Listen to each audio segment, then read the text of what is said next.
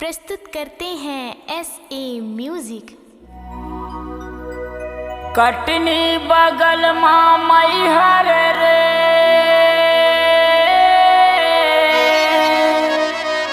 जिया लागे हमार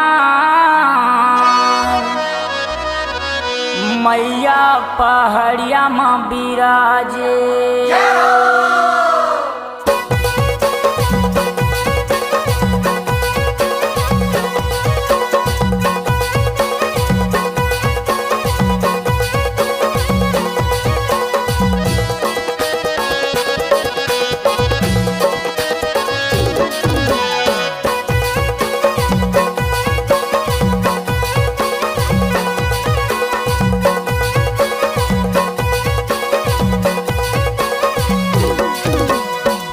बगल माँ मैहर रे, जहाँ है शरद माँ ऊँची पहाड़ियम बिराजे, जहाँ है शरद माँ ऊँची पहाड़ियम बिराजे। रायपुर बगल माँ डोंगर गढ़ रे, जहाँ है बमेलेश्वरी डोंगर गरमा बिराजे, जहाँ है बमेलेश्वरी डोंगर गरमा बिराजे। अरे मेला लगा थे झमाझम, ये भीड़ लगे है दनादन, और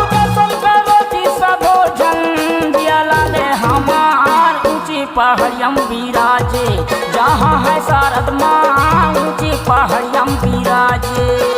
कटनी बगल माँ मैहर रे, जहाँ है शरद माँ ऊँची पहाड़ियम बिराजे, जहाँ है शरद माँ ऊँची पहाड़ियम बिराजे।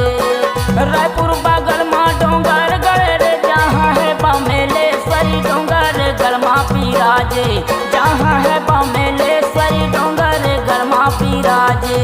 अरे मेला लगा थे झमाझम, ये भीड़ लगे है दनादन, और दर्शन करो दिशा भोजन, दिया लगे हमार ऊँची पहाड़ियम बिराजे, जहाँ है शरद माँ ऊँची पहाड़ियम बिराजे।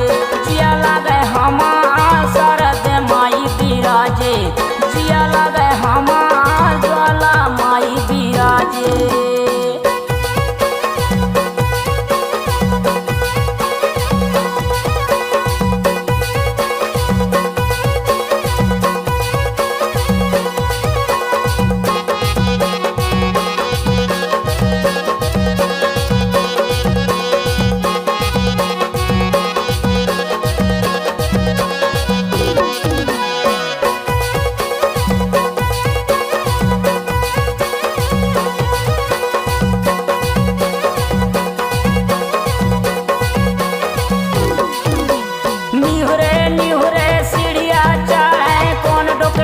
कौन डोकरा है कौन छोकरी कौन छोकरा है कौन डोकरी कौन डोकरा।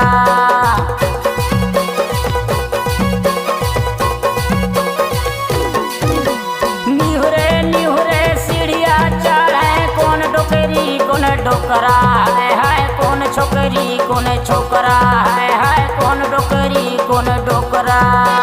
पान फूल और नरियल चढ़ावे, पान फूल और नरियल चढ़ावे, चढ़त बोरा बोरा रे, जिया लगे हमार ऊँची पहाड़ियम बिराजे, जहाँ है शरद माँ ऊँची पहाड़ियम बिराजे, जिया लगे हमार ऊँची पहाड़ियम बिराजे।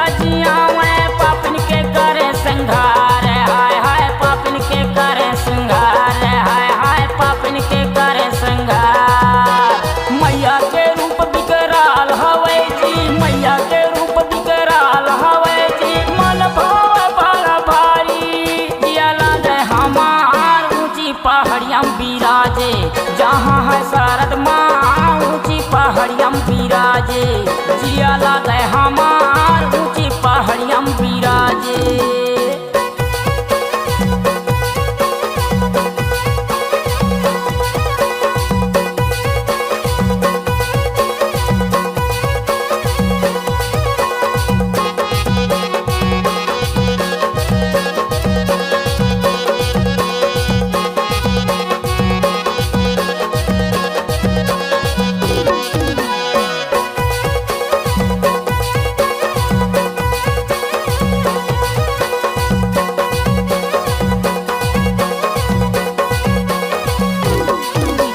चमकत चमकत काली माँ नाचे हाथे धरे तलवार भवानी मुंडिन के पहिरे हार भवानी हाथे धरे तलवार।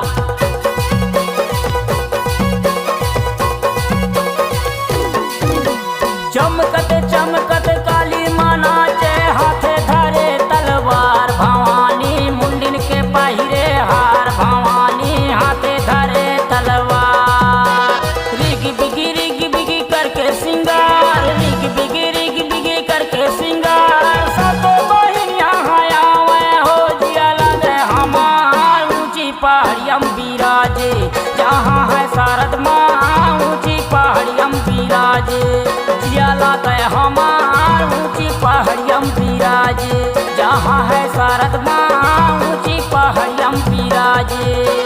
कटनी बगल माँ मैहर जहाँ है शारद माँ ऊंची पहाड़ियम विराजे जहाँ है शारद माँ ऊंची पहाड़ियम विराजे। रायपुर बगल माँ डोंगरगढ़ जहाँ है बमेलेश्वरी डोंगरगढ़ माँ विराजे जहाँ है बमेलेश्वरी डोंगरगढ़ माँ विराजे। अरे मेला लगा थे झमाझम ये भीड़ लगे है गानागन और दर्शन करो जी सबो झन जिया लगे हमार ऊंची पहाड़ियम विराजे जहाँ है शारद माँ ऊंची पहाड़ियम विराजे जिया लगे हमार जाला माई विराजे जिया लगे हमार कमलेश्वरी माँ विराजे जिया लगे हमार रतन पुरहन विराजे जिया लगे